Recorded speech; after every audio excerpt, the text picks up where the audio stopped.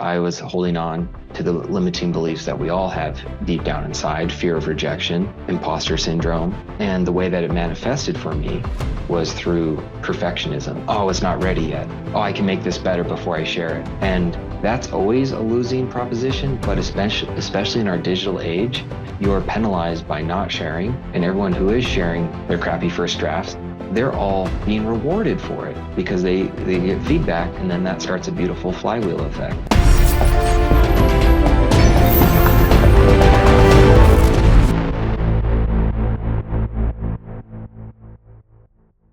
I'm here today with Nick Milo. And Nick, I gotta be honest, a little tough to put together an intro for you because you're not just one thing. You're kind of a jack of many, many different trades. You've built businesses in the fitness industry. You've worked in the film industry, which is actually how you and I met. And I'm sure we'll get a little bit more into how we were initially connected. You've made the transition from the football field to civil engineering. You've done public speaking. You've done content creation. And probably the reason that we're here the most is to talk more about your ability to help people link their thinking and better understand personal knowledge management. But I really want to better understand your story and how you're really kind of both a jack of all trades and a master of one. So needless to say, my biggest concern today is how in the world am I going to do this in only 90 minutes? Because we could talk for hours and hours. But having said that, I want to start by just welcoming you and telling you how excited I am that we can finally get this conversation on the record. Zach, I'm so excited to be here as well. And it's wild to know you from the earlier context of TV editing and now being able to talk with you in this new context. I think that'll just really help us bridge different worlds. And it's kind of, I think, on point with what you're saying about this jack of all trades business that we all need to have a little bit more of. Well, where I want to start is not so much diving right into the weeds of personal knowledge management. We could talk about obsidian and, creativity and all this other stuff. But where I actually want to start is better understanding your journey and talk a little bit more about where you and I initially connected, because it seems like it was in a completely different universe. And it's almost like I'm talking to your twin brother, right? Because things have changed so much since we first connected, so much so that I knew you as Nick Milo. And all of a sudden I'm talking to Nick Milo, personal knowledge management expert. So for the sake of this conversation, I'd love to start by going back to either where you and I first connected or what led you to the point where you and I first connected. Yeah, absolutely. I guess what led me to the point of connecting with you was a extremely strong desire to figure out how to break into editing. So just some quick backstory: 2016, moved to Los Angeles, was able to interview to be a writer's assistant on an NBC show called Conviction. I was turned down for that role by the showrunner, but that showrunner recommended me for the post producer. So I was able to interview, and then got a role as post production assistant, starting from the bottom up, schlepping soggy cheeseburgers across town. So that was great. And that was, after being in some other professions where I was sort of the person that had all the answers, to taking a back seat. It was really quite humbling, but I wanted to break into TV. I just didn't know quite where. A couple of years later, I figured out, as great as it is to be on this producer track, going from like a post-production assistant to a coordinator becomes a supervisor would become the post-producer or associate producer sometimes, as you know very well. But that role continues to grow, as you also probably know. They're no longer associate producers. They keep on going up the ranks because of how post is expanding. Yeah, we could do 90 minutes just clarifying all the different titles in post-production and what a producer really means. We'll say that for another day, but yes, that is one very specific track. So I think it was 2018, 19, I can't remember quite then. And I felt that there was two paths and they were diverging. Either I could continue going up this producer path, or looking over at the people that we were helping to, make sure everything was working with, the editors. And I was on a particular show on Netflix called Chambers, and my producer there was amazing. So Gina just allowed me to do whatever I wanted to, as long as I was doing my job as a coordinator at that time. So we had a lot of downtime, and I would just sit in with the assistant editors and the editors. And I thought, you know what? I want to go down this track. I think it's a bit more creative. I can really sink my teeth into this. I think it's a better use of what naturally makes me come alive.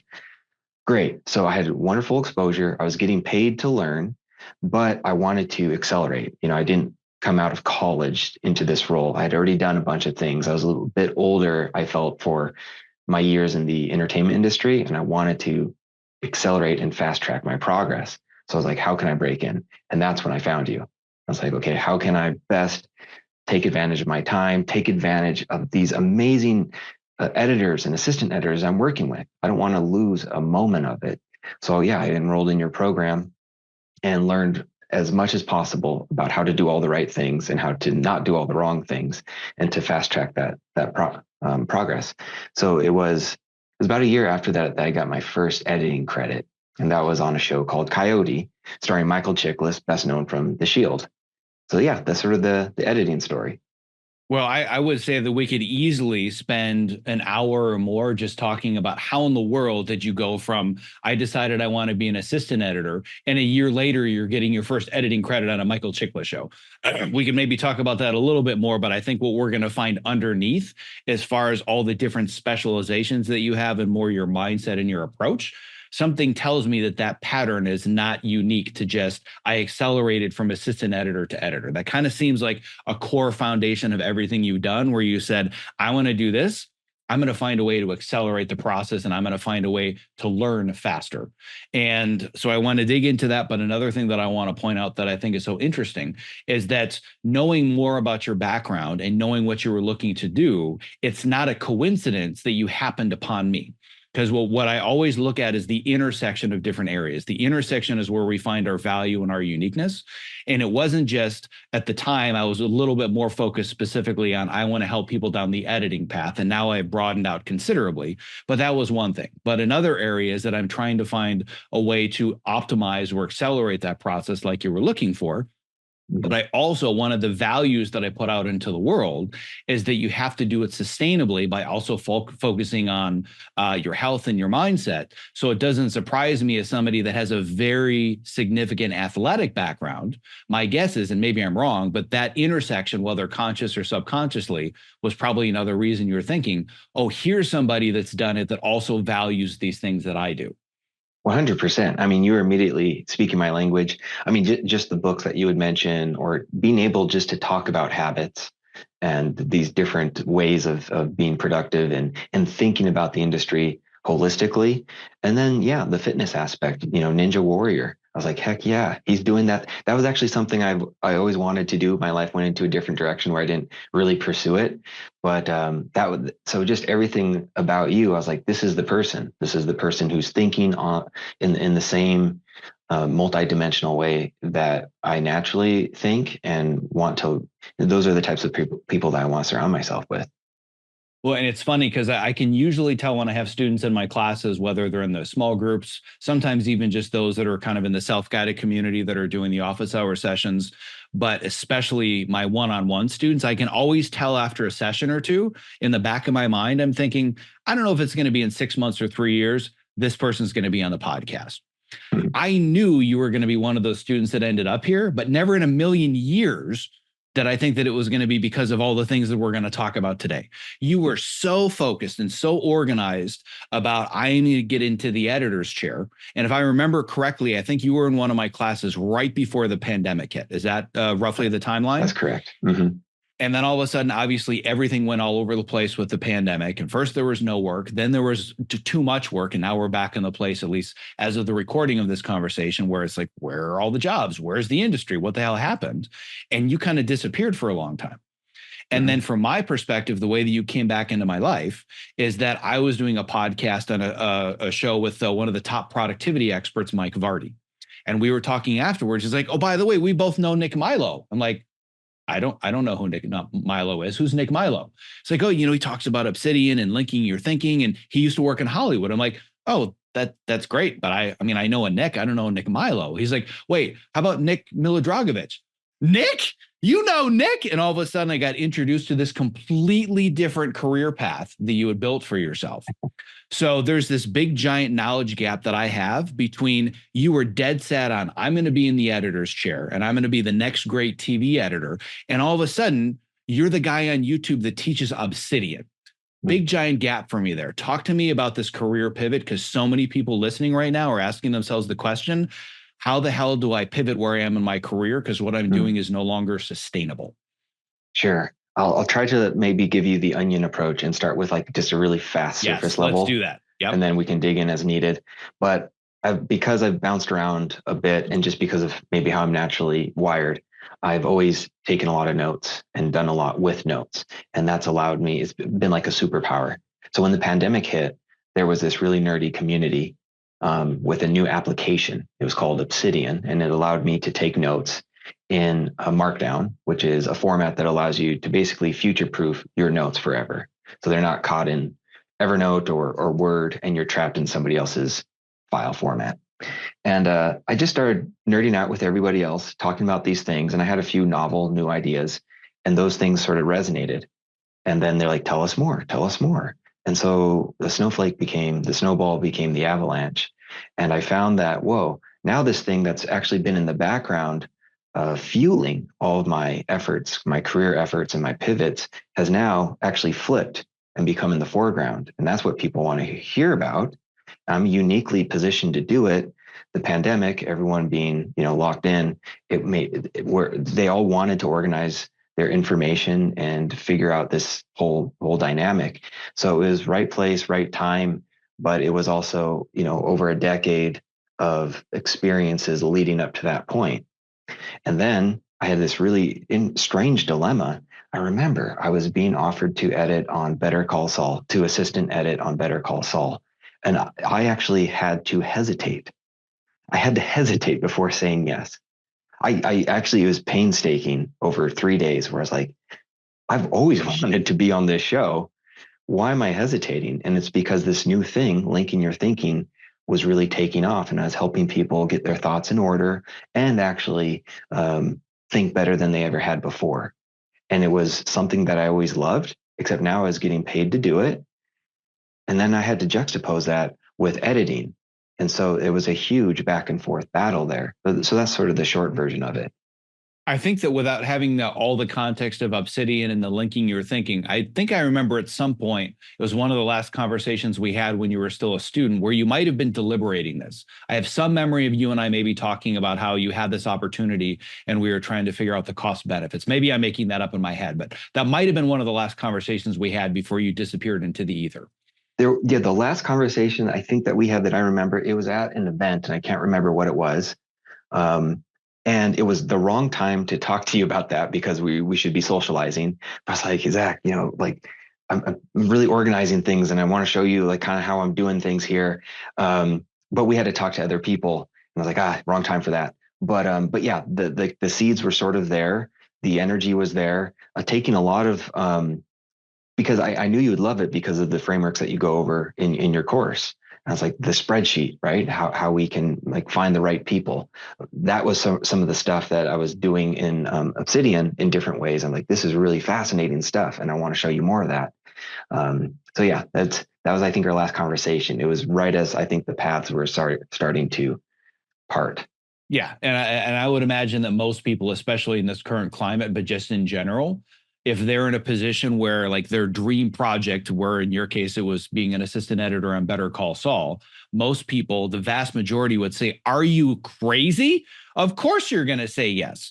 But I can relate to that internal voice, kind of that gut feeling of something about this doesn't feel right. And even though everybody would advise me to say hell yes and not think twice, there's that voice that's saying, I don't know, there's something about this that doesn't feel like the path that I'm on. Because I went through a very similar journey as well, where Mm-hmm. just as my career was really taking off when I was working on Empire, that's when all of a sudden this little hobby of doing this podcast with my hiking group, all of us in the fitness and post community, all of a sudden that was becoming a thing that was no longer in the background. It was in the forefront. And people were asking for my advice, like, how do I not feel like I get hit by a truck at the end of the day as an editor? How do I try to fit in movement or exercise? What can I be doing for lower back pain? Right. It wasn't so much about career development or productivity or creativity back then, but that's where it started. And that's where all of a sudden it wasn't a matter of, oh my God, I have the opportunity to work on another season of the number one show on television. The thought in my head was, yeah, but when am I going to have time to record my podcasts? Mm-hmm. Right. Yes. And I could tell that that's what I was being pulled towards. Right. I had to push myself to be able to take more of the editing work, but I just felt this natural pull. It's like you're being called to do this thing. And it sounds like you were very much feeling that calling as well. 100%. And that's a really nice way to put it. Yeah. This calling, it was like this vocation, everything that I had worked up towards had uniquely aligned with the macro trends of society.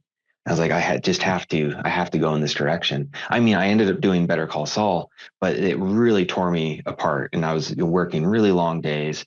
I was only able to do it because of remote work at the time. So I was able to work on one thing, but immediately transition and be confident that I could work on linking your thinking aspects and then immediately transition back as I needed to. So that's something that I don't think I would have been able to accomplish in the office. So, but there was just even so, it was just too stressful, and there just came that point where I was like, okay, that Better Call Saul is going to be it. That's going to be my last show, and how how can it not? Like, I love going out with a bang. I was like, that's the best. I was able to even help edit one of the final scenes in the series finale. So that's great people, kind and creative, and that's not a given in this industry. So I'm just so happy to be with that team and have those memories. It's so funny because when you say, yeah, this is going to be my final show, that's the same thing I said about Cobra Kai in 2018. But they I just kept said, going. yep, this is going to be my final show. Little did I know, 6 years later, I was going to be here. And at least as a recording right now, it's the #1 show on Netflix in 83 different countries.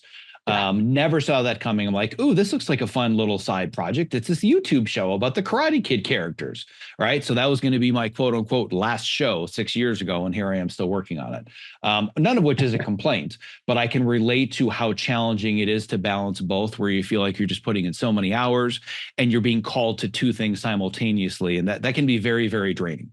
It's an opportunity that, I'm very, very grateful for, but it does come with its own challenges. One of them being, I want to put all my effort into Cobra Kai, and I want to put all my effort into the podcast and into my students and into the coaching program. And there's only so many hours in the day. Mm-hmm. So like you said, use your analogy, we're going to start to peel the layers of the onion a little bit deeper. So to steal from Elaine Bennis, one of my favorite quotes is, you yada yada the best part. Which is, I was nerding out in these forums about personal acknowledgement and Obsidian, and now all of a sudden I'm getting paid for it. I'm like, hold on a second. How do you go from just randomly being on forums and nerding out on software to all of a sudden you're getting paid for it enough so that you're thinking, I don't know if I want to take my career opportunity. There's a big giant gap, even if it's a day, a week, a month, or a year. That's a huge gap. And I think that's where a lot of people are stuck, is number one, figuring out how could I provide value to others other than my specialization, but how do I bridge that gap? And you yada yada the best part. So let's go into that transition from this is just something I do in the background to now it's generating income. Sure. I will share what worked for me. I'm sure there are some things that cannot be replicated because of time and place, but there might be some underlying patterns that we can suss out of it. Yeah, so that's my job. You just tell the story and I help you identify the patterns. All right, wonderful. Yeah, March 2020. We're working on that show Coyote, and our amazing post producers thinking ahead of the game. Let's get all of our footage so we can edit this remotely before anyone was even thinking that, and before we were locked down. So we had the footage backed up before we even had permission to do so, but that allowed us to continue doing the show. So we bring that back. I'm actually in the same spot that I am right now, and I'm editing here. But we have a lot of time on our hands because of the pandemic and because of all that situation. So I would jump onto, just to backtrack a little bit, I was always interested in really small atomic notes. And we are able to take these digital notes and kind of say, it's related to this note. And around that time, we could actually link. So there was a connection between two different notes. And if you think about how the brain is wired, it's all these connections and neurons, but now we could visibly see that with ideas. Whoa, how cool. So a new app came out, a new software application. It's called Obsidian. Same time, March 2020. I was quickly on the beta, and they opened up a community forum on the platform Discord, if anyone knows Discord. And so, I think Discord initially was more for video game audience. So it's like really fast chat messages. And we're just talking about the application. What if it could do this? What if it could do that? And the developers would immediately provide an update. Like, now it does that. Now it does this. I'm like, whoa, this is cool. And I'm like, this does everything I wanted to, because now I can change file names and everything will still be linked. It will like auto update, auto percolate all the links. So this brain isn't just this static thing, but it's automatically updating all my thoughts. Whoa, how cool. So I noticed, because of my background, that if you just have a bunch of links, it's like a densely packed forest, and you're walking from one link to the next of these notes. And it's very easy to get lost or overwhelmed.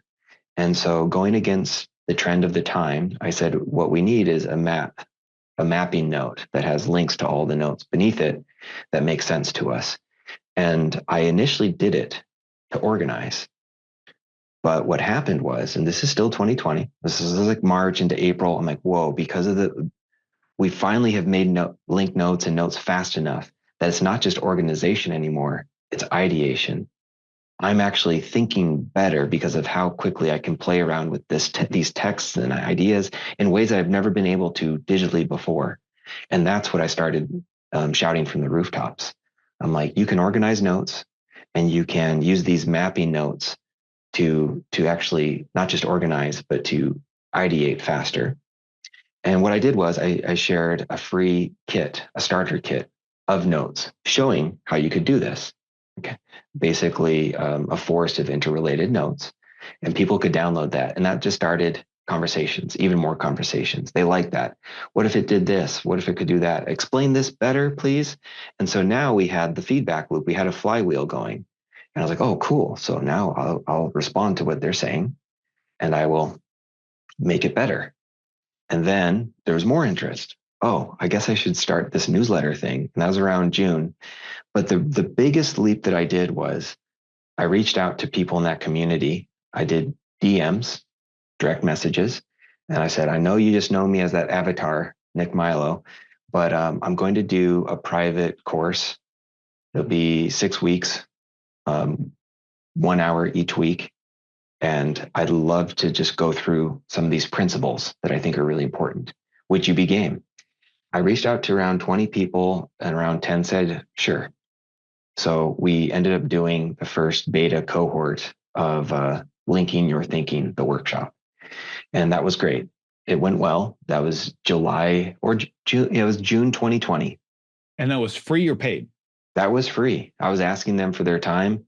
But when you come out of that, I learned so much from them, but I really actually already had something really great there. So that's when the newsletter started. I was like, okay, now I have something here. I'm going to expand it. That's when YouTube started. And I just so happened to launch a series of 6 videos, and we filmed the whole thing. I filmed it with one of my friends from that first cohort. We became friends in that cohort, and Dan Lardy, and he's like, I think you have something here. I'd like to build it with you. So we did a series of 6 YouTube videos that was like how to use Obsidian for beginners, scrapped it and re-recorded it. And then that has had over like 2.5 million views and continues to be some of the most watched Obsidian videos. That was in September. Then I had a few spicy posts on Twitter where I was like progressive summarization, which is by my friend Tiago Forte, but at the time I didn't know him. I had a very adversarial post, and I was like, progressive summarization must die. And I was like, we need progressive ideation. And it was like, we need to ideate, not just summarize other people's ideas. That was the big thing. That caught fire as well. I didn't like that tone. That tone wasn't me. So I softened it from that point forward. But as far as starting to spark with everyone locked in their homes, we had a lot to talk about. So with all of this conversation happening in October, I launched the first paid cohort. I was like, let's get 12 people. Let's get 12 people, 12 paying people. I think it was $350 for a 6-week program. And we ended up getting 55. And then that, I remember the first sale. And then I was like, okay, maybe we have something here. And then once we had 55, I was like, okay. I was like, this could be the start of something special. Then in January of 2021, we had 111 for the next cohort. I was like, okay, I think this is what I think it is.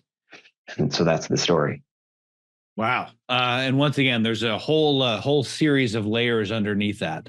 And I agree with you that on the surface, it would be very difficult to replicate. So if I'm listening right now and I'm thinking, all right, so what I want to do is I need to start by finding a forum for an app. And then when they start developing the app, I need to be on the beta team. And then I need to get in a Discord channel and I need to start DMing people, right? All of that probably not going to be easy to replicate. It's not to say that that couldn't be a path to take, but on the surface, probably not that easy to replicate. But there's a framework that I teach specifically in my branding class, but I talk more about just in the general sense of really designing your dream career and being able to pivot, where I break it down into 4 categories. When you identify that somebody has a problem, you have a solution to that problem. The process is conducive to a process that they're interested in going through, but most importantly, they're clear on the result that they give you. That's when you find alignment between your products and or services and your audience's needs, right? So I want to use that framework that I teach, and I want to break this down really, really quickly. The first of which is that you identified that people had a problem, which is there's so much information and I've got all these notes and they're in these lockdown systems of Evernote or Notion or Trello or whatever it might be.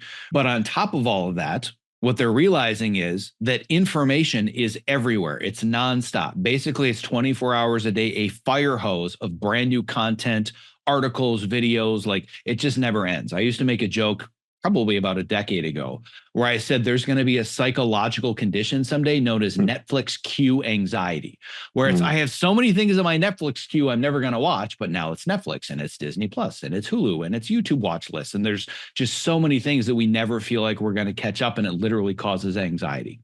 So the point is you identify that there's a community of people that have this problem, right? And you started to say to yourself, I think I might have a solution to this. And the solution is here's how I organize my notes and how I link my thinking. And here's how I'm kind of using this app and how I'm approaching it. So you were bringing a process, right? You were bridging problem to solution with a process that was conducive to what they were looking for. But ultimately, and this is the big transition that I learned about, that's the big realization for a lot of my students, especially for those that are interested in making this pivot beyond, I just want another job as a specialist doing this one thing and I want to do it again, more diversifying, is that people ultimately don't pay you for solutions, they pay you for results. And the result that I believe that you give more than anything else is not now my notes are organized and now I find what I need. It's holy crap, I'm combining ideas that were in disparate places, and those ideas are allowing me to create new ones and be more creative. That's the result that I believe people are paying you for. And that to me is very replicable.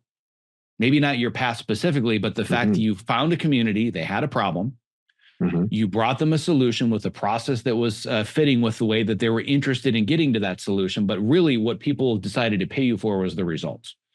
Yeah, I think so. Yeah. I think I think it follows that framework quite nicely.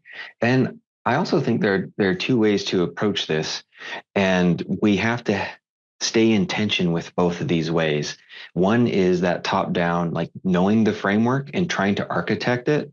And then the other is like the bottom up, but then still being open to randomness and enthusiasm and your own interests.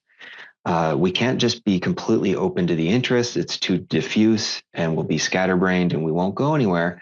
But if we're too architecting of it, then that like authenticity that people really, really need these days from other people, that vulnerability even will evaporate. So it's this balance between knowing that framework and using it because we need to, and then still though making sure that you're able to be yourself and be really excited and enthusiastic about that thing. So yeah, I love it though. I love problem, solution, process, result. That's good. Yeah. And I also love the fact that, like you said, you really have to be authentic and kind of bringing yourself to it. And don't get me started on authenticity being a trend right now, because as you may have seen in the world of YouTube or online social media, like authenticity is the latest trend. As soon as authenticity is a trend, it's the opposite of what it's supposed to be. But that's another conversation for another day as well. Yes. But what I want to dig into a little bit further is the nuances of how you were able to provide a process that grew your audience. And one of the things that Mm. we don't need to go too deep into the weeds because this isn't an online marketing podcast, but you had mentioned to me at one point in one of our previous conversations that essentially you provided like a free guide, and overnight you like had an email list that exploded, which I'm still Mm. envious of to this day. I have yet to crack that code, but I know that you basically posted this in the right thing in the right place at the right time, and boom, suddenly you've got a 5-figure email list. Yeah. Yeah, it's really surprising. So that was that first starter kit of notes, and it's gone through a lot of different iterations. But it's like, hey, here's free value, and when I first shared it, it was just on those forums. It wasn't on Discord; it was on Discourse, which is a platform that allows a bit more of a long form sort of posting environment, like a normal forum. And I was like, here it is. I wasn't collecting anything, just again, organic, enthusiastic sharing. But then once I start seeing everyone clicking on it, I was like, okay, now I need to start collecting this through an email landing form and all that stuff. So I can't even remember the initial name. It was something like the ICM kit, Index Categories and Maps. And that eventually became the Light kit, as in LYT, the Linking Your Thinking kit. And today it's now Ideaverse or Ideaverse Pro, just to give it some branding. But yeah, every day, um, roughly, well, it's been pretty consistent with about 40 new email subscribers just to download that thing for the past 4 years. And it's really, a lot of those people, well, not a lot of them, but there's a good unsubscribe rate because of the type of community I'm in. They're do it yourself. So they don't want too much help from the outside world, but they're very interested. They want to do it themselves. They download this thing. But then my goal is to build a relationship with them. And then if they want more, they know where to go. Yeah, and that's such a key part of this too. And again, I don't want to get into the weeds about online email funnels versus social media versus paid ads. Like that's not what this conversation is about at all. But I stand by the fact that if you really want to build a relationship with people, and it's not just about conducting a transaction, where if you said, I want to build a business where I'm going to sell this Ideaverse kit for $9.99, all you have to do is maximize Facebook ads and you could probably build a business. You're more interested in actually building a relationship with people and helping them along their journey. There's no better platform to do that than email. Right. Yeah. So but my business, as far as like the actual business that generates income, my business is the email list. I build a relationship via the podcast, or I used to build it more via social media. Now I'm allergic to social media and I don't want to have anything to do with it. But that's where the relationship is ultimately built via email. And I still stand by anybody that's listening that's thinking that I do have some form of value that I can bring in my skills and my experience and my past and my unique perspective. I still say whatever the business model is, you want to build a relationship with people via email. And boom, you were off to the races doing that. It's just the start of it. And like you said, with your kit, it's very transactional in nature. And, ooh, you help me solve this one problem. I'm going to download it and I'm going to immediately unsubscribe because nobody's going to help me. I'm going to do it by myself, right? I've certainly got a lot of those too, but you don't need 100% of the people on your email list to decide to pay you money. You need like 1% of them to decide that they're going to pay you money, and you can build a life off of that. Right. That's how I've done it with this coaching business. So having said all of that, I want to make a little bit of a transition. It's still somewhat related, but I want to talk more about what it is that you actually do. Now that we have a sense of how you made this career pivot doing this, I want to talk about what it is you actually do, because one of the things that I absolutely love learning more about is understanding the process of creativity. And I will refer people to a few other related podcasts that we have. You'll see what I'm doing is I'm linking their listening. I might have to trademark that. So I'm linking their listening, and that I have a couple of past podcasts with Scott Young, who I'm assuming you probably at least heard of, is probably in your general ecosphere. We talked about his first book, Ultra Learning, his second one, How to Learn or How to Master Anything, to learn more about how we can really immerse ourselves, knowing that you can provide the practical tools to learn and gather information quickly. But there's another podcast that I did that I think is more relevant to where I want to go. And that's a podcast with Joey Cofone, who wrote the book, The Laws of Creativity. If you're not familiar with Joey, I think you and Joey would be a really, really good connection to make, and I would facilitate it for you if you like. He literally... He wrote, it's not a book, it's more of like a Bible. And you can see that I've spent a lot of time with it. It's literally called The Laws of Creativity. And in what must be 300 to 400 pages of just brilliant ideas, the one thing that I took away more than anything was understanding that creativity is not creation, it's combination. So the idea is there, and that it's all about combining ideas. That's where, for me, the struggle becomes real. Because I'm probably going to be the perfect student for you because I have so many ideas in so many different notes. And then I look at everything I have and like, I don't know what to do with this. I've got a bookmark in Apple Notes to this article, and I've got all these coaching sessions that I've got in Obsidian, but oh crap, I've got all this stuff that's in Evernote. And when I find that those things are organized and they're linked in just the right way, all of a sudden it's like the combination of these things, this is what's going to push me to create this new workshop or write this newsletter. Or I didn't even think that I could talk to this podcast guest about this topic, and the intersection of the topic and the guest, that brought out a really unique conversation, right? Exactly. So I want to talk more about your approach to what creativity really is. And I want to look at it through three lenses, and you can break down as little or as much as you want of these three lenses. Okay. Divergence, convergence, and emergence.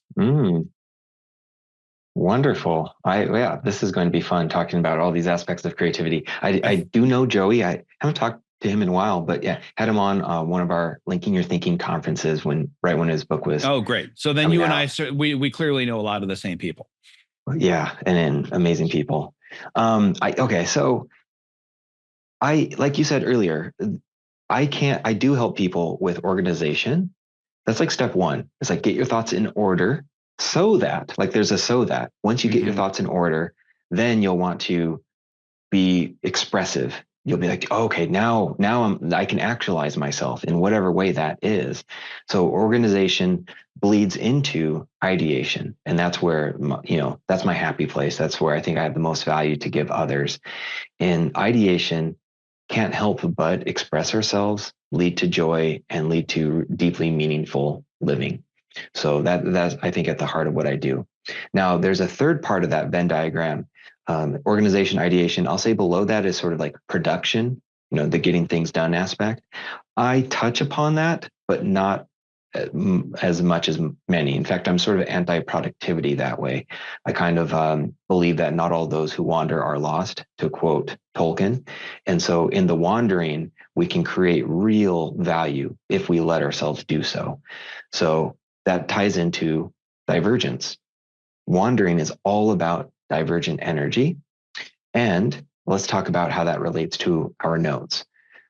We came from a world that told us to use folders. No one was saying use folders. We just had no other choice. It's like, we have file folders, more folders upon folders. And all this is a siloing and an architecture that is a place where good ideas go to die, essentially, because they get suffocated. You have an idea, it's on the tip of your mind, and you have to ask the question, where should I put this idea? That's the wrong question to be asking. First, get it down. And once you have it down, you can ask all sorts of healthier, more creative questions in a linked node environment, such as, what does this relate to? What does it remind me of? Why is it important? And as you're typing, you're linking. As you're linking, you're thinking. As you're thinking, you're writing. It's this beautiful place to be in. So at any point, I can open a brand new note. It can be a blank page. And I'll just throw stuff in there, raw material, words, ideas. So oftentimes they're just keywords. I'm like, I know this is a cool keyword, like laws of creativity. I don't know how I'm going to use laws of creativity, but just the book, it's like this object. And I know like I want to kind of orbit some other thoughts around it. Well, I'll just put it into a note, make it a bullet or something. And think about like when you organize your room or the kitchen, like things go in certain sections. Well, in a note, we can actually, once we start gathering and collecting whatever the bits of ideas and interests that we have, all we do is we gather them into a single place. And then the magic happens as we start to cluster them. So we could kind of consider this a form of convergence. We're clustering different ideas together. And this is where the magic happens. It's really hard to talk about this out loud without the visuals, Zach, but it's like when you start to cluster ideas in an environment that is as fluid almost as water, like this isn't our grandparents' Microsoft Word. This is, or our, I should say, our previous lives You Microsoft just Word. made me feel really old with that. Well, I mean, like I know I don't. Why did I say that? Because we all, like you and I, we use Microsoft Word, Yeah, but but no, now, I totally understand where you're coming from. yeah, and now it's all these ideas. It's really hard to say, but we can play around with them visibly so much faster, almost like shuffling cards on a table on a desk. But as we cluster them together, something magical happens, and that is we ask even better questions. Does this one go above that one? How is this one related to that one? Are they saying the same thing? Or is this one already saying too much and I need to split it into some other points? And so you can think of it as maybe fast outlining if you want, but ultimately it's this um, ideation chamber, like this high pressure. I think of it as like the Large Hadron Collider in Switzerland, colliding, smashing atoms together. But we're doing that with the ideas symbolized by text and a simple note. And as we do that, that's where we get into the emergence. We are generating newness that wasn't there before by combining and recombining and just having the sparks happen between different ideas. So that is what I try to, yeah, we get the organization done, but what I really want people to do is recognize they have an entirely brand new thinking tool at their fingertips. It's free. It wasn't here before 2020. It's here now. And if you know how to use it, it will supercharge your mind. It will supercharge your creativity. And that's what I want to get more people to feel, because once they feel it, not just know like, oh, this wacky guy, Nick Milo, he's talking about that. But once you feel it, then people are like, whoa, it's an aha moment that they never forget. Yeah, and I've had that experience more than once. I initially found Obsidian because of you, and I can't remember if you were the one that recommended it to me directly because we were talking about this process at the time. It was maybe about a year ago. It was either that or I literally just found you by doing a search for Obsidian and you showed up on YouTube because you're literally the Obsidian guy. So I don't remember how it was, but I remember thinking initially like, no, no, I feel pretty good about my ecosystem, right? I was using Evernote and I was using Trello, and at least in certain ecosystems similar to you, at one point I was the Trello guy, right? You went on LinkedIn Learning, and I had all the Trello courses, both for just general training, also for how you specifically do a creative process like a TV or a documentary workflow. So I was kind of in that world of being associated I to it. use that. I use Yeah, your so Trello post-production one. so I remember what it was like being associated with a very specific tool, and that never felt right to me because I always like to teach the systems and the ideas and be able to apply them to any tool. But I do remember what it was like to be associated with a specific tool. And when I found you as the Obsidian guy, I'm watching the videos. I'm like, no, I don't know. I've got my workflow here. But then I started to understand not just, oh, this is good at organizing, or it uses tags versus labels, et cetera, et cetera. The aha moment for me was the ideation phase. It wasn't this is better at organizing than Evernote. It's connecting ideas that I never would have connected otherwise. I would have had to consciously open this note in a window, this note in a window, this note in a window. But then even with my very rudimentary knowledge still to this day of how to use Obsidian, it's like, oh my God, I never thought to connect this article that I read 3 years ago about work-life balance in Hollywood with this article about X, Y, or Z or whatever it might have been. And a lot of the newsletters that I was writing for the email newsletter came from that process. And all of a sudden I'm thinking, this is way easier than it used to be. Like I could spit out a 1,500 word newsletter in an hour or two, whereas before it was always, all right, I'm staring at the blank page and I got to come up with an idea and what am I going to write about? And now is you just enter a tag or a keyword and boom, you can literally have a visual map of these different connections. Yeah. So I don't want to get too deep into the weeds because this is a very, very weedy and very technical program. But as far as my knowledge of it, I kind of feel like you introduced me to a Ferrari, and right now I'm driving it up and down my driveway. There are so many things that I can do with this vehicle that I haven't learned how to do yet. And I want to, I'm going to dig more into that with you offline. And I definitely want to get into more of your courses because now is the time for me to figure all this out because I'm more interested in doing more in-depth writing, possibly writing a book. But I want to look at it more from without having the visual references. I want to to step back and assume that I'm somebody that's in the very early creative phase, whether I'm writing a script, whether I want to make a film, wherever. I'm the person that's generating the content that's going to create it, right? Mm-hmm. So the divergence process for most people at best is I've got a bunch of tabs open in Google, or I've got a bunch of Evernotes, or I've got a bunch of things that are bookmarked in Apple Notes, whatever it might be. Right. I want to kind of talk. And again, I don't want to go too deep into the nuances or talking about organizing, because that's not really what this is about. But I at least want to give a picture of how we go from information overload. I have no idea how to manage all of this till there's some semblance of organization. I want to look at the simplest steps that get to the collision of the ideas. And oh my God, this is what my film is about, or this is my character's motivation, or this is what I want my YouTube channel's message to be. So let's just start from, I am bombarded with way too much crap. I have so many podcasts to listen to. I have 27 tabs open in Google Chrome right now. I've got all these online courses that I paid for, haven't even logged in. Start me with just super, super bare bones basics. How do I start to feel 5% less overwhelmed by the amount of information available to me? Sure. Number one, it's mindset before anything technical. So it's like, yes, there is the fire hose of information, and that fire hose isn't getting any weaker. So we just have to come to the realization to put the fire hose down and be at peace with that.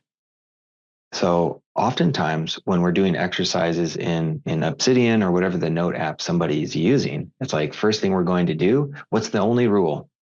No internet. Like, I know we're on the internet now, but we're not going on search engines, no AI, no Wikipedia, because then we can tap back into that thing that never has any time, which is our own thoughts.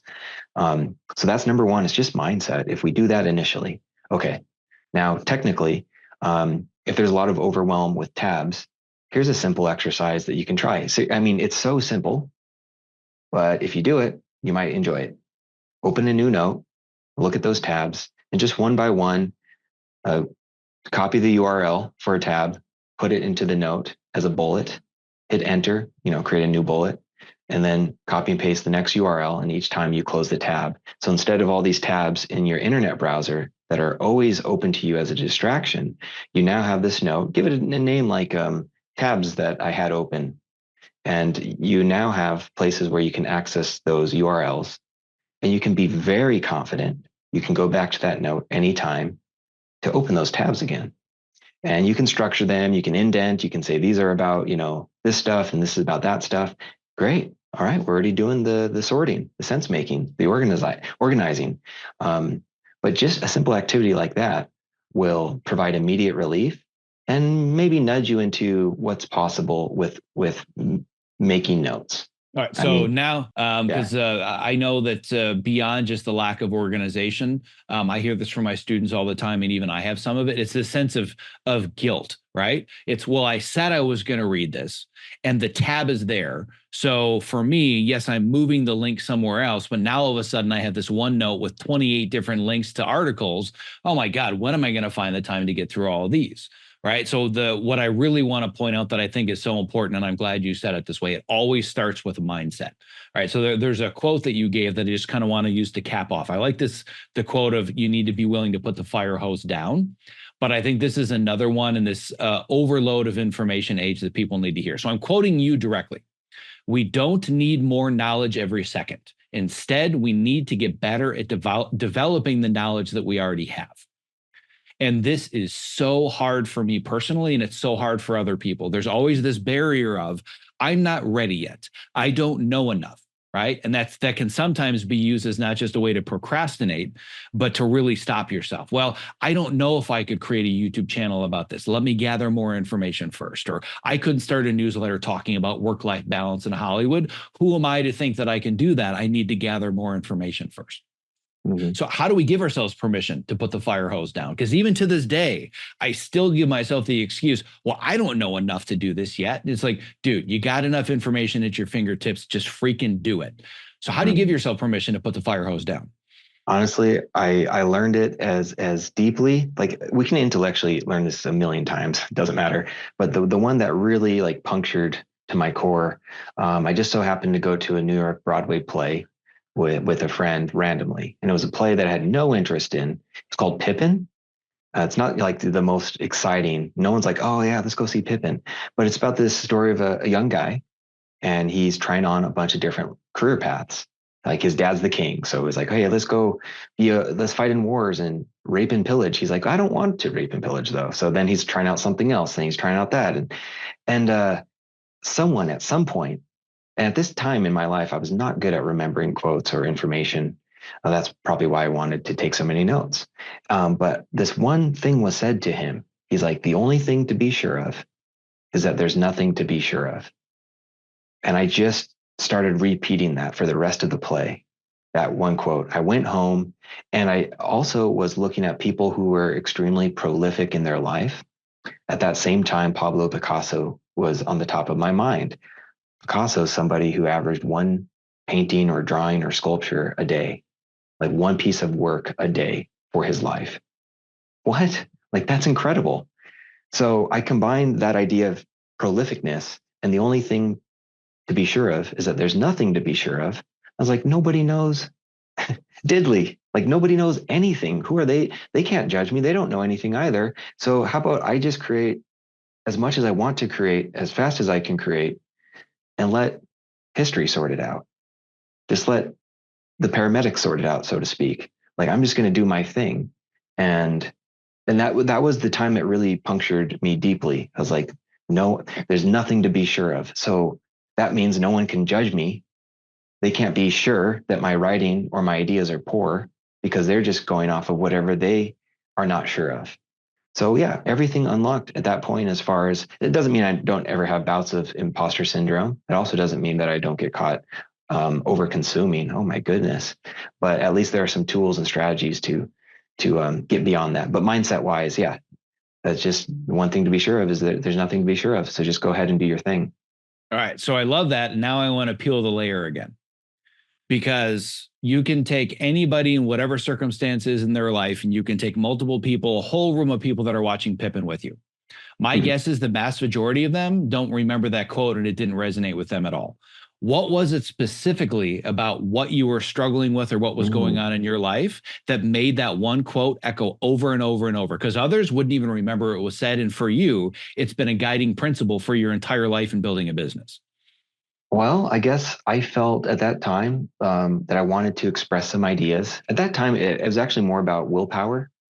And I felt like Johannes Kepler from an old Cosmos episode, Carl Sagan talks about this guy who was dead set on believing in Plato's model of the universe. And so he was trying to figure out why Mars doesn't work like the other planets in their rotation.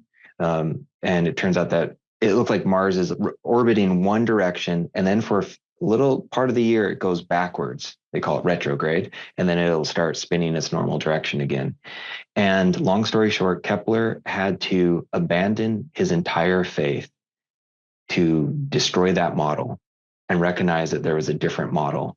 So he had to get rid of his complete faith in Platonic models and replace it with something that turns out to be true, which is elliptical orbits of planets and bodies. So he had to completely smash his limiting beliefs. And why that resonated with me so much is because the quote from Pippin is because I was holding on to the limiting beliefs that we all have deep down inside: fear of rejection, imposter syndrome. And the way that it manifested for me was through perfectionism. Oh, it's not ready yet. Oh, I can make this better before I share it. And that's always a losing proposition, but especially in our digital age, you're penalized by not sharing. And everyone who is sharing their crappy first drafts, they're all being rewarded for it because they get feedback, and then that starts a beautiful flywheel effect. So it just, everything is going against the people who don't share. And if you're someone who, if you're listening to this, we want your voice out there. We want you to be giving whatever your value is. And if you're not doing it, then we'll have a bunch of other people who maybe shouldn't be, who are opening their mouth and saying things that, well, are bringing down the level of discourse, and we need to bring it up. So yeah, all those things I think that's why it resonates so much to me, because I was dealing with all those inner beliefs that needed to be shattered. Yeah, well, I'm glad that I asked that, and you gave me exactly the answer that I was looking for. was that this entire journey goes so much deeper than I've found this new program. I'm a beta tester. I'm going to provide some skills, right? To go from I think I might put together a free guide to I'm going to ask people money to be in my cohort to now this is what I do for a living. You have to confront all of the limiting beliefs about yourself, which again is so much more about mindset than it is about the tech or it is about skills or abilities. And this quote resonated with you because you had the mindset, the script in your head was, I'm not ready. This needs to be perfect first. And had Mm-hmm. you decided this, that this index of starter files for Obsidian isn't good enough yet, you'd probably still be trying to struggle figuring out, well, is there any jobs for me as an assistant editor? Because that's what I do for a living. But you decided this crosses the threshold of what I would call good enough, right? Mm-hmm. The Mm-hmm. challenge here, and I don't want to get too deep into this because I have many feelings about social media and content creation because it's changed radically in the last 10 years. But I would argue that one of the problems is there's way too many people that are giving way too much information that's complete and total garbage. And they could use a little bit of a filter where they maybe need to think that maybe they need to maybe not be sure about everything, but be a little bit more sure about what they're doing. So how would you advise, and this is partially intertwined with the organizing information, but also the person that decides they may want to create it, how do you overcome the idea of, well, everybody's talking about this and there's already too much information and it's not even whether or not my information is good enough. Am I sure? Am I not sure? It's what's the point? Like if somebody's listening saying, I thought that I knew a lot about Obsidian. I was starting to think of the idea of pursuing that as a path, but well, Nick blew it for me because Nick is already teaching Obsidian. So how would you confront that kind of a limiting belief, knowing there's so much content and so many people now doing what you're doing? Yeah, it always feels like, oh, if I just started this 5 years earlier, I'd be in such a better position. The one that I think resonates most with me and that I've been sharing with others is that we just can't base success off of extrinsic goals that we can't control. We have to first know that no matter what, even if only my mom reads this, I'm still going to be happy with the outcome of creating this piece of work in whatever form it is. We might be talking like it might be a tweet or whatever you want to call it, a post, an email, a conversation in the office with a colleague about something you're interested in whatever form your expression, your form of communication, whatever form it takes. You just have to be intrinsically motivated to do that, and that expression is the result. And if you're happy with the expression, that's enough. Now, we still need to be practical and figure out the world. So you can have extrinsic goals, but it's very important that that the tail doesn't start wagging the dog. Because if you're only focused on the external stuff, it's like, I must make sure this gets 10 likes, or I must make sure I get, something from it. That's great. And I have those goals. But if they are not met, then I can still look at, maybe my latest YouTube video and be like, you know what? I like that I made that. I can stand by it. I'm proud of it. So that makes me feel good. And so, yeah, I think it really just is about delineating and being clear that there are extrinsic goals and there are intrinsic goals. We need both. And if you only have the outer ones, that's when you're going to really get in a world of hurt. Yeah, so I agree with all that, and I want to bring it back to this conversation of divergence, convergence, and emergence, and it's less about the actual process and more about how it's us being able to do it for ourselves. So if we're talking about divergence, I love where you talked about sometimes the work is done in the wandering, right? When you're wandering, you're not necessarily lost. And if it comes to the creation process, whether it's creating content online, building a business, writing a script, there is this part where you just kind of have to throw shit against the wall. What sticks? What doesn't stick? You got to write the bad words to get to the good words, right? Mm-hmm. And in a way, you'd kind of giving yourself permission to, well, I'm going to put this stuff out there. I'm still not an expert on Obsidian, but I feel like I'm solving this specific problem for people. But one of the things when it starts to come to the convergence, and it's not just the convergence of notes in Evernote or Obsidian or anything else, but the convergence of all the things that you were learning about how you were going to take the way you've diversified yourself and thus learn to specialize it. Right. One of the things you mentioned earlier was this idea of wanting to authentically do it. And there was this one video where you were way too inflammatory and you decided, I want to take that out. Right.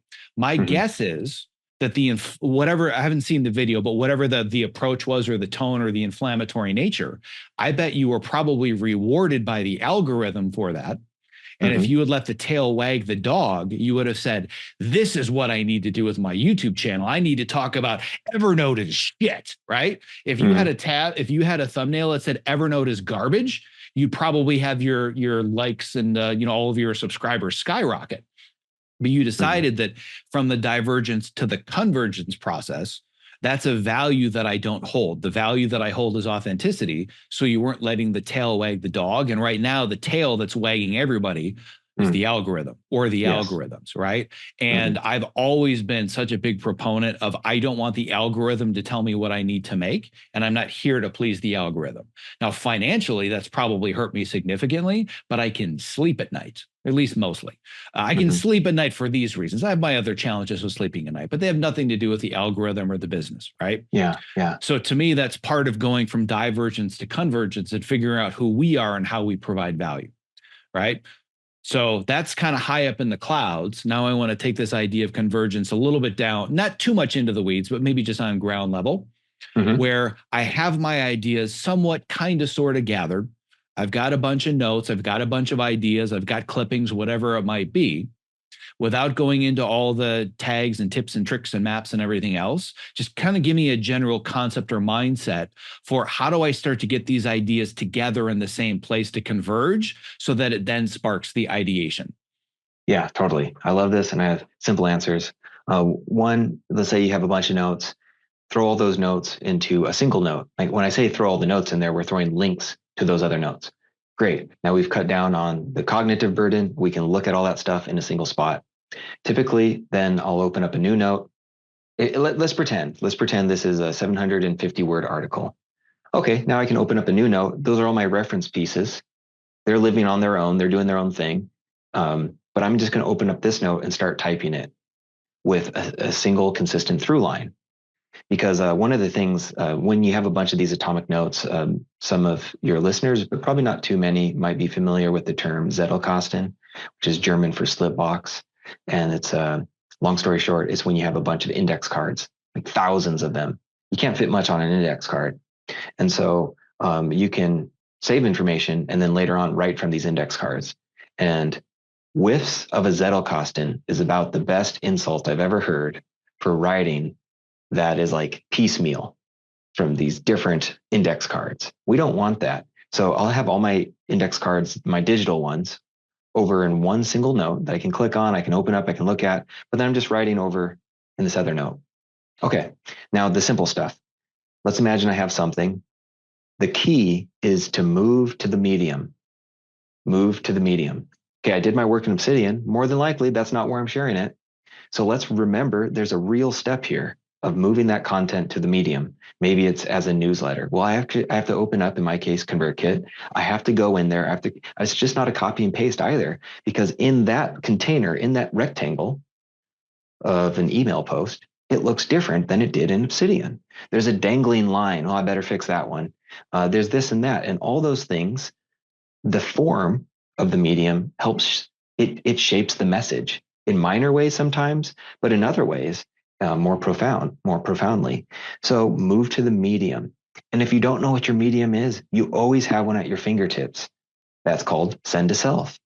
Open up an email, copy and paste whatever you have in your note app of your choice, and then edit it to your heart's content in the email before sending it to yourself.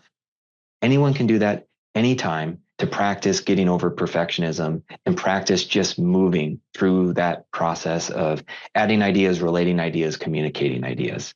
That's all we're doing here. But people get stuck with the communicating. You can communicate just to yourself.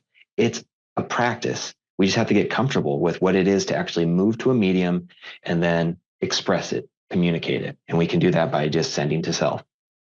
It's so funny how similar the two of us are, and I didn't even realize it, but I'm exactly the same way. Where now, largely because of you, I write everything in Obsidian, and one of the things I like about it, it's not connected to the internet. I'm stuck in a closed system where my ideas are based on whatever's in these notes. And I'm not even at the point yet where I'm smart enough to like have one note with all the notes within it, but I do the linking between the notes, and I always create like a table of contents for stuff. So I Right. have some semblance of what I'm working with. But for me, it's the same thing where you can copy paste it, but then you look at it and you're like, ah, crap, I can't just hit the send button because now this paragraph is slightly different size than it was before, and it doesn't feel like it's skimmable, or this one line isn't formatted correctly. So I've actually found a hack where I literally will make the window size in Obsidian. You can create multiple windows within windows, so you can have your notes next to notes, which I love. But I found it's not really a hack. I'm sure that you're way more of a hacker than I am.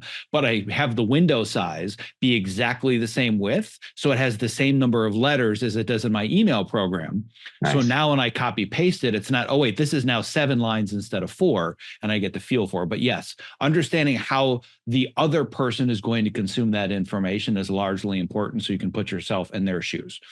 But I want to zoom into a place that's kind of in between those two things. Okay. Because I think, at least for me, this is largely where the ideation phase happens, or as you says, the emergent phase, if we're talking about divergence to convergence to emergence. At least for me, I find the emergence phase largely happens by accident when I'm trying to converge my ideas. So I want to talk, again, not in the weeds of here are all the fancy features of Obsidian, but where you could do this with just about any note-taking program or even literal index cards all over the floor, right? So if we go back to the divergence, I've got 28 open tabs in Chrome. We've taken those 28 tabs, we've copy pasted the URLs into one note in whatever that note-taking app is, or we have a pile of index cards. But that's not really usable information yet because it's a bunch of HTTP://. And I have a lot of notes in Obsidian that are still just the link to the note with no context whatsoever. So if we want to go from that to being ready for the medium that's going to go out there, what's the simplest way to say I've got all these URLs, and is it a matter of I want to put them in different, and I know you don't want folders, but different folders, different tags, different categories. If I wanted to spend half an hour and I've got 28 URLs posted in bullet points in a single note, if I want to converge those ideas, at least for me, that process is where the emergence of creativity happens. So what's a simple way to approach? I've got a bunch of this information and it's organized, but organizing it doesn't help the ideation or the creative process. Interesting. Okay. Yeah. So, okay. 2 terms that may or may not, I might not get these accurate, but I'm going to talk about density and pressure. So density is going to have all these index cards or ideas as tightly packed as humanly possible, all the links, whatever. That is what is at the core of the linking your thinking ideas, is just you got to pack in all these ideas as tightly as possible. And that's where the emergence happens, because your mind will just be like, well, this is related to that goes here, this, now that makes me think this. That's where, in my mind, that's where the emergence, like something from nothing happens there. And then it can kind of converge out into a formalized work. Like all that stuff converges into something. So that's kind of just how I would think about it. And so we talked about density, and then the other part is pressure. If you know you have an output in mind, oh, I got my weekly newsletter, I got to get that out. That's the pressure to know what to conform to. So if you don't have the pressure and you have the density, like, okay, I have all these ideas, they're tightly packed, but why can't I do anything with it? Well, do you know what you are trying to do? Like, do you know what the outcome looks like? Kind of. So, but if you have the outcome without the density of ideas, then it's hard to get there too. That's the blank page that you were talking about earlier. So I would just say that's just kind of the theory and all. But now let's go back to the density. We have all these URLs or linked notes and ideas, and they're tightly packed. And then, so your question here was more about how to. Essentially, let's continue with this analogy, right? Where we start by, we put the fire hose down. We've decided I can only use the 27 tabs I have open in Chrome. I'm not allowed to go any further down the rabbit hole, right? I copy paste the URLs into a single note. I've got a bunch of bullet points. And again, this is not about the tech. This is about the metaphor of the creative process. right? Mm-hmm. So I have all these URLs, and I know that I have to, it doesn't matter if it's I have to write an email newsletter, I need to create a YouTube video, I want to write a short film script, whatever it might be. What I'm trying to figure out is the simplest step in between, where should I take all those and should I categorize them as this is about nutrition, this is about fitness? Should it be tags that are, Gotcha. It's kind of the basic understanding of the convergence of these is what leads to the emergence of, I never thought bullet point 7 and 14 had anything to do with each other, but holy crap, this is the story of my film, right? Yeah. Yeah. Great. So don't even have to touch folders. Don't even have to touch tags or any of that. All we need is this simple note with these little bullets and stuff. And each bullet is a line. And so what I implore everybody to get really good at is just being able to move lines up and down, because that's how, when you're clustering ideas together that are on a single line, you can cluster related ideas together. And then you can hit a bunch of spaces, and you'll have like a group of 5 bullets here. And then you'll have a group beneath that of like 2 bullets. And then you have this big unsorted group of bullets at the very bottom. Great. Now we're organizing, but we're doing it in like this really fluid way. It doesn't require folders or anything. It just requires actual physical space on a screen. It's like we're mapping with text in a vertical plane. And then I probably would add categories, like you said, like as a header. So I'd give a header and say, these ones are about social dynamics. These ones are about productivity, whatever these headers are. And I'm sense making as I'm working, and all the organization is happening in a single note. And then from that, tightening and clustering, it's going to most likely spur off and generate new ideas. That's where the creative part, it's just so hard to talk about, but you'll say, oh, these 2 ideas together makes my brain come alive and makes me think this. And you're like, yeah, that's the thing. That's the thing I have to say about all this stuff. And so that's the spark that generates, your next gush of energy. But that's the hardest part to say, but it happens by the clustering, by tightly packing related ideas together. And you can do all that just in a very simple note. Move bullets around, make spaces between groups of bullets, give each of those clusters a heading. At some part in this process of natural organization, which feels kind of nice, you're probably going to have the ideation just hit you. And you're like, okay, I'm going to go in this direction. And then you're off to the races. Yeah. And I've had that happen many times where for me, it's absolute drudgery to have to go through, here's the notes that I've clipped or organized. Why did I write this thing again? Or why was this highlighted? But you just kind of force yourself through the process. And then all of a sudden you're like, oh my God, this is the thing. Holy crap. And then 2 hours later, where did these 1,500 words come from? Right. So for me, just learning how to do this, like I said, I'm driving the Ferrari around my driveway right now. Like I've got so many other things that I can learn about this process, but just knowing enough, just barely enough to create a bullet, put them all in a similar place, link notes.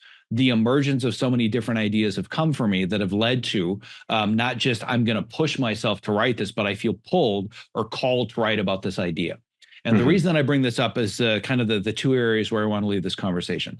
The first of which is we're talking a lot about the creative process to create external content, but where we started was this idea of recreating ourselves and retelling our stories. And what I talk so much about in the program, especially when it comes to managing career pivots, is that it's not that you're starting over, it's that you need to find the intersection of all of the areas where you already have skills, abilities, knowledge, or values you can bring to others. So the example that I always give, just to kind of show that the power of this intersection, is that if we're talking about my experience in the world of Hollywood film and television editing, I work at a pretty high level. I mean, I'm working on Cobra Kai, which is, #1 show in 83 countries as we talk, but I'm not the best film editor in the world. I haven't won Emmys. I haven't won Oscars, but I'm working at a pretty high level and I consider myself a professional at this point. I'm past the point of, I can't believe they're paying me to do this. Do they realize I don't know what the hell I'm doing? That was the first 15 years of my career. I've settled into, I guess I'm a professional at this point, right? But I'm not the best in the world. Then we take this other area that we talked about, which is me as an American Ninja Warrior. Compared to other American Ninja Warriors and even novices, I suck. I'm pretty much not good at the sport. And I've learned after 6 years that I'm probably not the best fit for it. And I always kind of come into the group and it's kind of like I'm Rudy. It's like, good for you, kid. Good job. We're going to get you in for one play. But nobody's ever going to think, yeah, I'm legitimately going to compete with them. Right. But if we're talking about the power of intersections, if you take my level of experience as a film and television editor and my level of experience as an American Ninja Warrior and all of the skills therein, how many people do you know, and you know a lot of people like I do, that are as good as I am at film editing that are better than me in American Ninja Warrior? I know zero. Right? That's the power of intersection. And Mm-hmm. that's where, if you're using this process to find the intersections and the overlap, or if we're talking about creativity, the combination of different ideas, that's why I think personal knowledge management is such a vital meta skill that people have to develop. It's not just about, I want to be able to write a newsletter easier, I want to create more YouTube content, or I need to write shorts. It's great for all of that. But I think understanding this process is also really good for us better understanding ourselves and the value that we can provide to the world. 100%. And I think you've made a really nice connection. I know there are a lot of puns with the linking, you're thinking the connections, but that's a really great one with your thoughts there about like looking at yourself and saying, what's your stack of skills? What are the overlaps that we never give ourselves credit for? That we don't think are important. That's this thing is like they sneak up on you because to you they're of maybe a little normal or maybe just not obvious to yourself, but from someone else. I remember that show I worked on when I started. It was the Coyote, so it was almost second to last show I worked on. I guess there's another pandemic show in there, but and I was showing like in the office while we're still in the office, the proto version of what now is in Obsidian, and everyone's like, well, one assistant editor, you know how they nerd out. They're like, "Oh man, this is amazing," and then that became a conversation, and it just kind of like picked up momentum. So like, little seeds were being planted without intention. When John, that assistant editor, was telling me like how much he loved that himself, and I was like, "Okay, that's cool." Like, yeah, all right. So, but that only happened just by having the screen open and sharing a little bit. So that's a thing.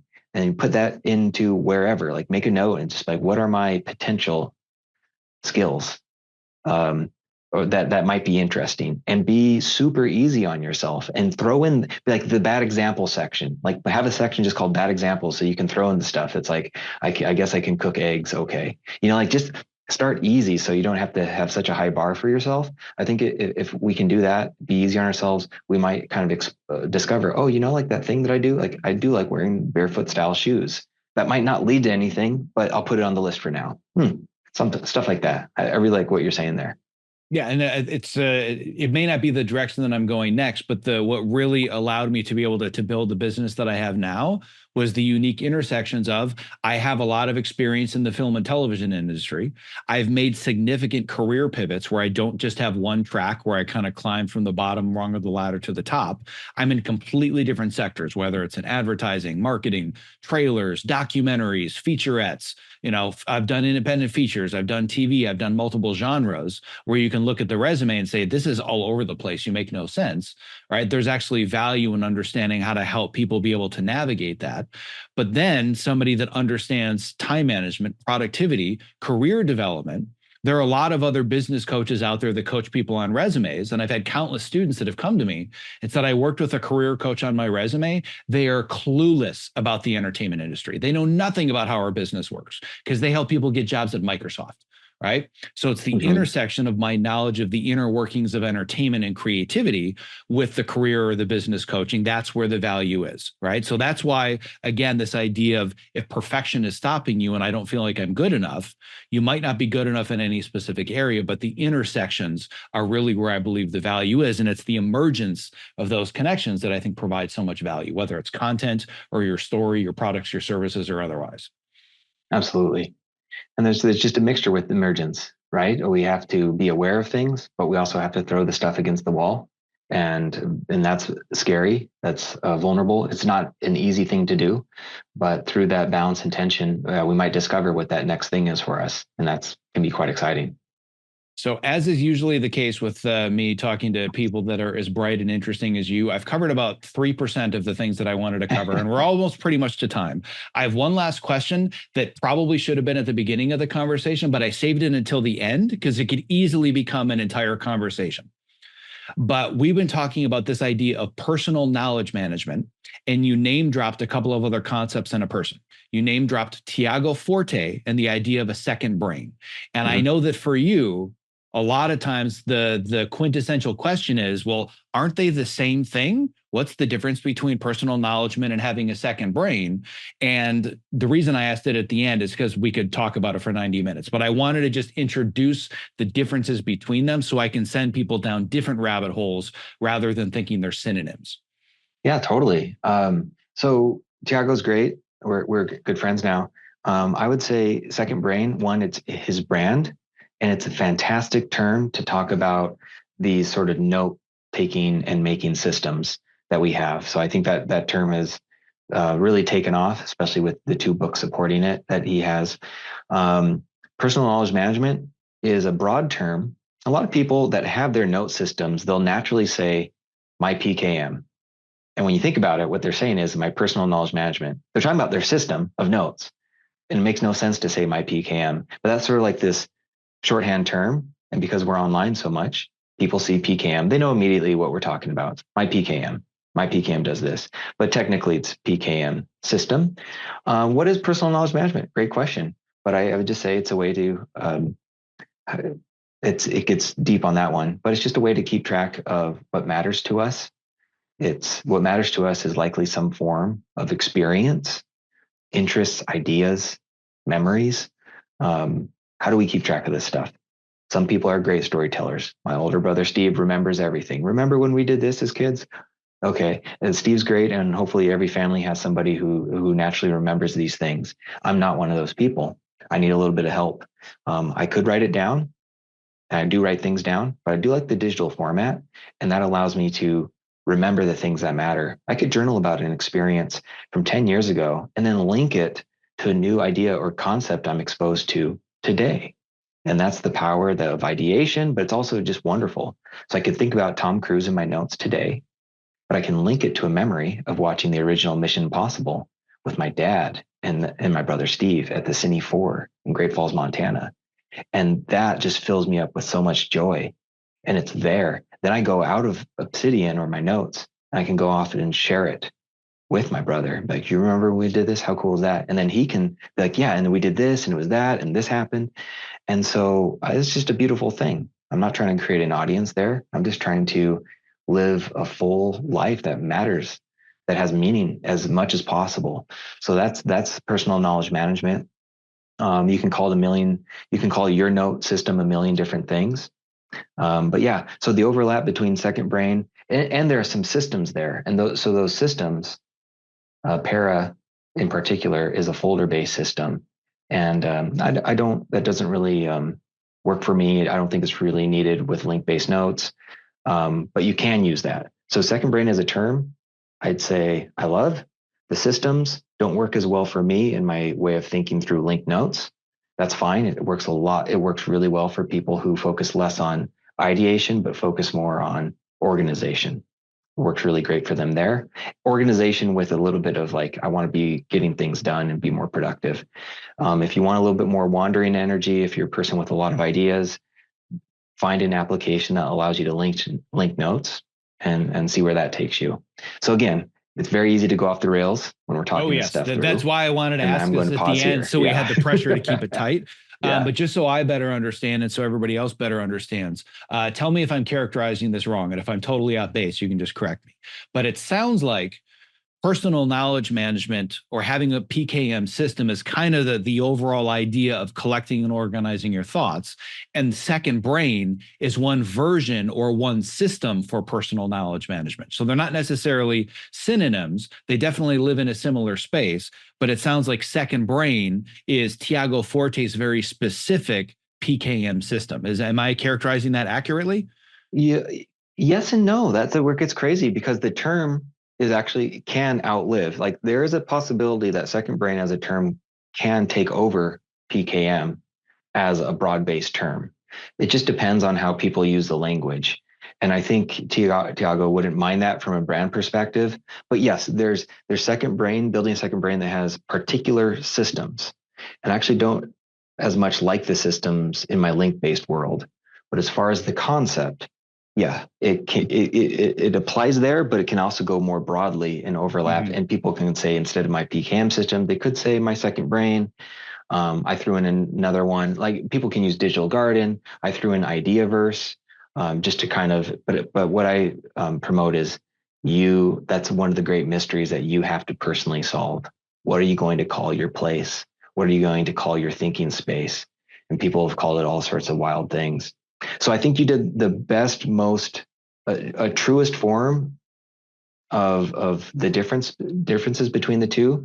But I just do want to open up the space to say that term second brain, we don't know where it's going to land and how wide in scope it might go. Well, the reason that I bring this up, and I'm certainly putting no pressure on you personally whatsoever, but my goal is to make this a two-part podcast, because there are few, if any, people out there that I think are doing online, not necessarily influencing, but online education, teaching, building a community, and really providing value. I think Tiago Forte is on a very, very short list of people that are doing it right and doing it well. I have followed many people, authors, influencers, coaches, educators over the years. 98% of them are in my, I use a SaneBox, so I have AI filter all of my messages. Tiago is one of the few where every newsletter hits my inbox and I read them because I really admire and respect the way that he's doing it.